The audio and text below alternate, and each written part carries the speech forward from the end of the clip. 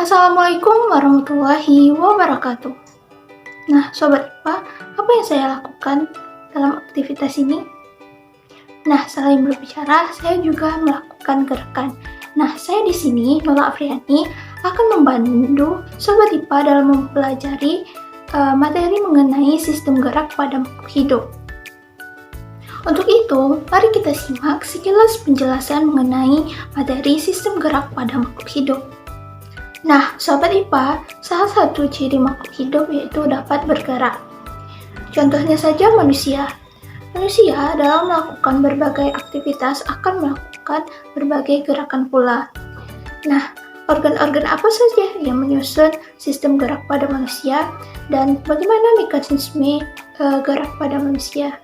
Nah, secara garis besar, kemampuan melakukan gerakan pada manusia didukung oleh sistem gerak pada manusia yang merupakan hasil kerja yang seiring atau seirama antara organ sistem gerak pada manusia seperti tulang atau rangka, otot, dan sendi seperti peta konsep berikut ini.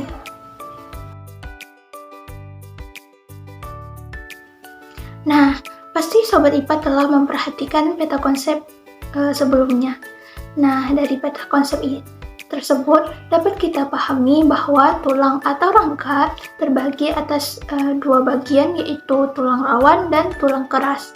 Sedangkan sendi dibagi lagi menjadi tiga, yaitu sendi kaku, sendi mati, dan sendi gerak. Nah, sendi mati ini apa? Nah, sendi mati ini merupakan sendi yang tidak dapat menggerakkan atau tidak bisa bergerak. Contohnya yaitu sendi pada antar tulang pada tengkorak. Nah, sendi kaku itu sendi yang dapat melakukan gerakan, namun dalam jumlah gerakan yang terbatas. Nah, sendi gerak itu sendi yang dapat melakukan gerakan. Contohnya saja sendi pelana pada ibu jari. Nah, Sobat IPA, berikutnya organ dalam sistem gerak manusia yaitu ada otot. Otot merupakan sebuah jaringan dalam tubuh manusia yang berfungsi sebagai alat gerak aktif yang menggerakkan tulang. Nah, otot ini dibagi lagi menjadi tiga bagian, yaitu otot polos, otot lurik, dan nah, Sobat IPA, dalam melakukan berbagai aktivitas, tulang atau rangka bergerak karena perintah dari otot yang diterima otot karena ada rangsangan dari luar maupun dalam. Nah, namun dalam melakukan gerakan tertentu, rangka atau otot salah dalam melakukannya, sehingga akan menyebabkan berbagai gangguan atau kelainan pada tulang, otot maupun persendian. Yang pertama itu kelainan atau gangguan pada tulang. Nah, contohnya seperti lordosis, kifosis, skoliosis, rakitis, dan sebagainya. Sedangkan gangguan pada persendian seperti artritis sika dan dislokasi.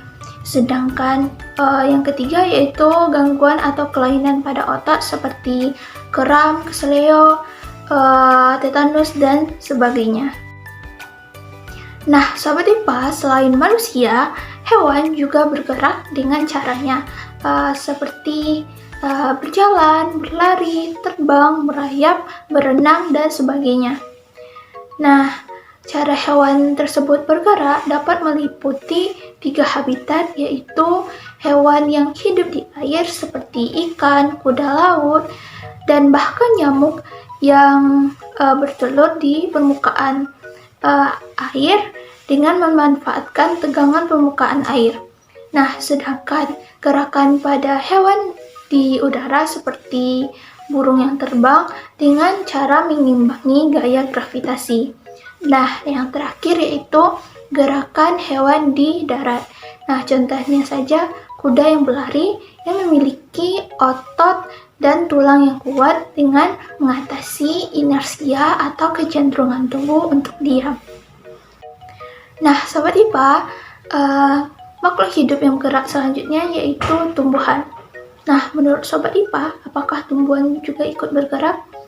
Nah, jika iya, bagaimana? gerakan pada tumbuhan dan bagian apa saja yang dapat bergerak pada tumbuhan tersebut. Nah, tumbuhan juga dapat bergerak.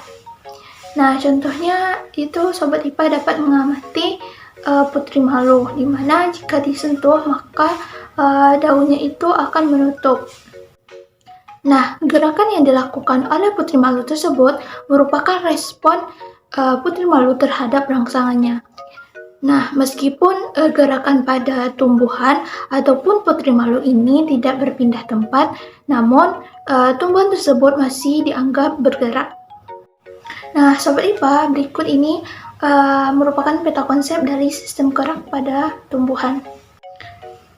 Nah, dari peta konsep tersebut dapat kita simpulkan bahwa berdasarkan awal mula terjadinya rangsangan pada gerakan tumbuhan itu terbagi atas 3 gerakan, yaitu pertama ada gerakan endonom, yang kedua itu gerakan esionom, yang mana esionom ini dibedakan lagi menjadi 3, yaitu gerak tropisme, gerak tasis, dan gerak nasti.